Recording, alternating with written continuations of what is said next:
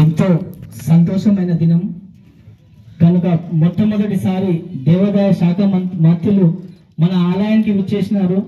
700 సంవత్సరాల చరిత్రలో ఇప్పటి వరకు ఆలయానికి దేవాదాయ శాఖ మంత్రులు ఎవరు రాలేరు. కాబట్టి ఈరోజు మన కొండ సురేఖ మేడం గారు ఇక్కడ వచ్చినందుకు వారికి ప్రత్యేకంగా ధన్యవాదాలు తెలియజేస్తూ ఈ కార్యక్రమాన్ని ఇంత మనకు అందరికీ తెలియాలి, ఇక్కడ ఏదో చెయ్యాలని ఒక తపనతో మన పరిగి ముద్దు బిడ్డ మన సారు ఎన్నిప్పుడు అయినా కూడా అమ్మ ఏం చేద్దాం అక్కడ ఏం చేద్దాం అని అడిగి దాన్ని ఎట్లా చేద్దాం ఎట్లా ఒక కళ అమ్మ మనం ఇక్కడ నుంచి అక్కడ రూపువే చేద్దామని మరీ అడిగి నాకు మళ్ళీ చెప్తుంటాడు, అమ్మ చేద్దామమ్మ ఖచ్చితంగా, మనం ఉన్నా లేకున్నా ఖచ్చితంగా మన గుర్తులు ఉండాలమ్మ అని అంటాడు.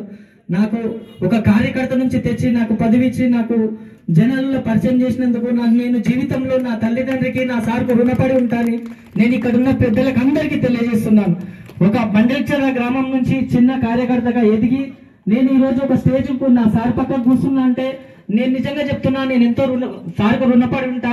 జీవితంలో నేను ఒక కార్యకర్త నుంచి వచ్చినందుకు, కార్యకర్తలకు అవకాశం ఇచ్చినందుకు అందరికీ మరి సార్కు చాలా ధన్యవాదాలు తెలియజేస్తూ, మేడం ఈ చరిత్ర ఎట్లుందంటే 700 సంవత్సరాల క్రితం ఇక్కడ రాములవారు ఈ శివాలయం సృష్టించిందని శివుని చెప్తారు.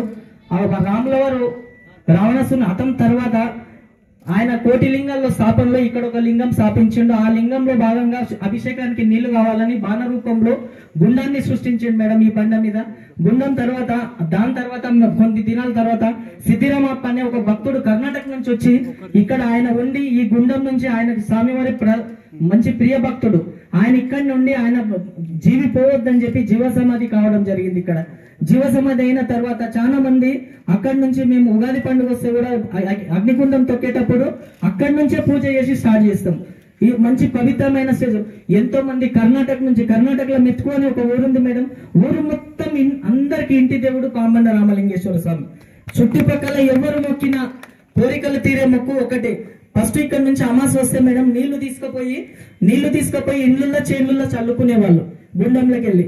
ఈ కొద్ది రోజుల కింద ఒక 30 నెలలు అయింది మేడం ఇక్కడ గిరి ప్రదక్షిణ స్టార్ట్ చేసినాం. గిరి ప్రదక్షిణ బాంబండ దగ్గర 5,000 మందితో తిరుగుతున్నారు మేడం. 5,000 మంది రోజు కింది నుంచి ప్రతి పౌర్ణమికి 5,000 మంది గుడి చుట్టూ తిరుగుతున్నారు. బాగా ఎత్తున్నాయి, చాలా పబ్లిసిటీ అయింది మేడం. జనాలకు కోరికలు తీరుతున్నాయి కాబట్టి జనాలు పెరుగుతున్నారు కానీ ఒక రోజు తగ్గినట్లు లేదు మేడం ఇక్కడ. అయితే ఈ చుట్టూ తిరిగేటప్పుడు ఒక చలికాలం వస్తే సాయంత్రం లేట్ అవుతుంది మేడం. మాకు చుట్టూ దీపాలు కావాలి, సీసీ రోడ్ కావాలని మేము సార్ కూడా చెప్పినాం. సార్ రోడ్ వేయించండి మేడం. ఇక్కడ కొంచెం ఉంది, ఒక లైట్లు ఇప్పిస్తే చుట్టూ ఎప్పటికీ లైట్లు ఉండేటట్లు. పొద్దుగా 6 గంటల నుంచే స్టార్ట్ అవుతారు మేడం. కొందరు ఎట్లయితే అరుణాచలంలో తిరుగుతుండ్రో అట్లే ఇక్కడ కూడా బాగా పెద్ద ఎత్తున తిరుగుతుండ్రు మేడం. అట్లే ఒక ఇప్పుడు కాలక్షేపం అంటే మేడం మధ్యలో ఆగిపోయింది. అది మధ్యంతరాన ఫండ్స్ సరిపోక ఆగిపోయింది. దానికి ఒక 50 లక్షలు ఇంకొక ఎక్స్టెన్షన్ కావాలని మా ఎండోమెంట్ ఆఫీస్ నుంచి డీ గారు చెప్తున్నారు. అది కూడా ఒక శాంక్షన్ చేస్తే బాగుంటుంది మేడం. కొన్ని గెస్ట్ హౌస్ తక్కువ ఉన్నాయి మేడం. రాత్రికి రోజు 250 నుంచి 300 మంది ఇక్కడ నిద్ర చేయడానికి వస్తారు మేడం. నైట్ ఇక్కడనే ఉంటారు. వాళ్ళు స్టే చేసి పొద్దుగాల స్నానాలు చేసి వెళ్ళిపోతారు దర్శనం చేసి. అయితే ఇక్కడ రూమ్లు తక్కువ ఉన్నాయి, రూమ్లు కావాలి మేడం. కొంచెం రోడ్డు వెడల్పు కావాలి. బిల్డింగ్లు ఒక అన్నదాన సత్రం లేదు. టికెట్ కౌంటర్, లడ్డు టికెట్ కౌంటర్లు కావాలి. మన ఎవరికి సెక్యూరిటీ గార్డ్ రూమ్స్ కావాలి. ఇవన్నీ కొంచెం డెవలప్మెంట్ లో సార్ పెద్ద కళ మేడం. మా సార్ నాకు మరీ చెప్తాడు, అమ్మ రూపాయి వేయించి ఇక్కడ డెవలప్ చేద్దాం అమ్మ అని.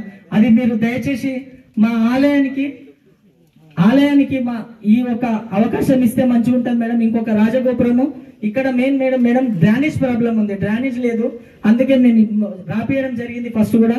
అవన్నీ మాకు ఒక మీ వరాల రూపంలో ఇస్తే బాగుంటుందని చేసి మా ఇక్కడ విచ్చేసిన మండల నాయకులకు, మరి నా గ్రామ ప్రజలకు, నా మిత్రులకు, ఈ కాంగ్రెస్ పార్టీ కార్యకర్తలకు, మరి హిందూ బంధువులకు అందరికీ పేరు పేరున ధన్యవాదాలు తెలియజేస్తూ నాకు అవకాశం ఇచ్చినందుకు అందరికీ ధన్యవాదాలు.